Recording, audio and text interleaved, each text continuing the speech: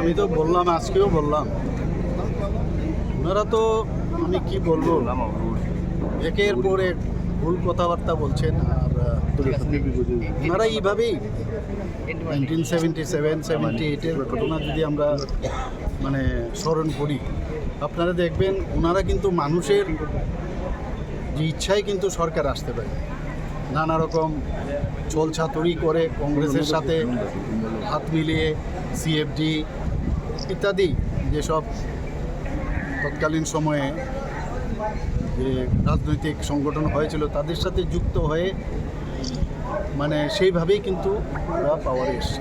কিন্তু সবাই জানে এর আগেও রাষ্ট্রপতির শাসনের মাধ্যমে এখানে এই সরকার ওনারা গঠন করে। এখন বসে আছেন, দেখছেন যে কোনোভাবে কোনো ইস্যু নেই।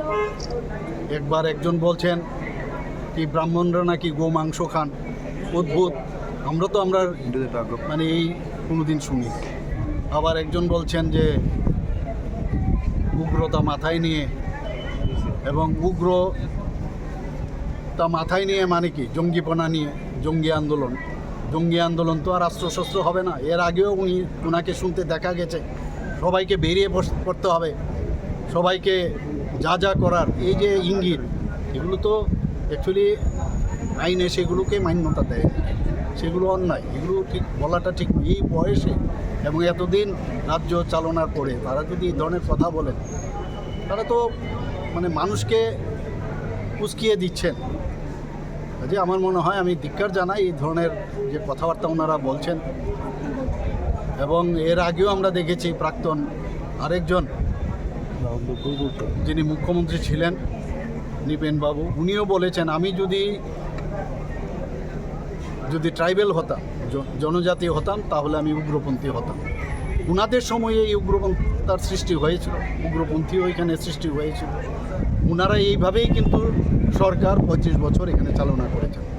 আর আমাদের সরকার, মাননীয় প্রধানমন্ত্রীজি আসার পর থেকে আপনারা দেখেছেন এই উগ্রপন্থীদের কিভাবে স্ট্রিমলাইনে আনা যায় সেই ব্যবস্থা আমাদের সরকার আমরা করেছি। কাজে ডিফারেন্সটা দেখতে হবে। আমরা বলছি ডিফারেন্স পার্টি উইথ ডিফারেন্স, আমাদের গভর্নমেন্ট উইথ ডিফারেন্স, সেটা কিন্তু আজকে আমরা প্রতিষ্ঠিত করতে পেরেছি। এবং এইভাবে মানুষকে বিভ্রান্ত করার প্রচেষ্টা থেকে বিরত থাকার জন্য ওনাদেরকে আমি কোথাও কি মনে হচ্ছে আপনার সরকারের বিরুদ্ধে ষড়যন্ত্র করছে? এটা তো এক ধরনের ষড়যন্ত্রের বিষয়। আগে তো করেছে ষড়যন্ত্র, এখন তো ওপেনলি বলছে। ষড়যন্ত্র তো ওনারা সবসময় করে থাকে, এখন ওপেনলি বলছেন। ওনারা একবার বলছেন যে ওনারা নিজেরাই নিজেদের মধ্যে ঝগড়া করে ওনারা এমনিতেই সরকার ভেঙে যাবে। অর্থাৎ বসে আছে আমাদের মধ্যে কবে ঝগড়া হবে, জাতি জনজাতির মধ্যে কবে বিবাদ হবে, এইসব আশা আকাঙ্ক্ষা নিয়ে অনেক দিন ধরে বসে আছে। দেখছে কাজের কাজ কিছু হচ্ছে না, তখন এই ধরনের কথাবার্তার মাধ্যমে মানুষকে বিভ্রান্ত করার চেষ্টা করছে। একটা জঙ্গিপনার যে মানসিকতা এবং সত্যিকারের অর্থেই ওনাদের যে মুখ আর মুখোশ আজকে কিন্তু প্রকাশ পেয়ে গেছে। ধন্যবাদ।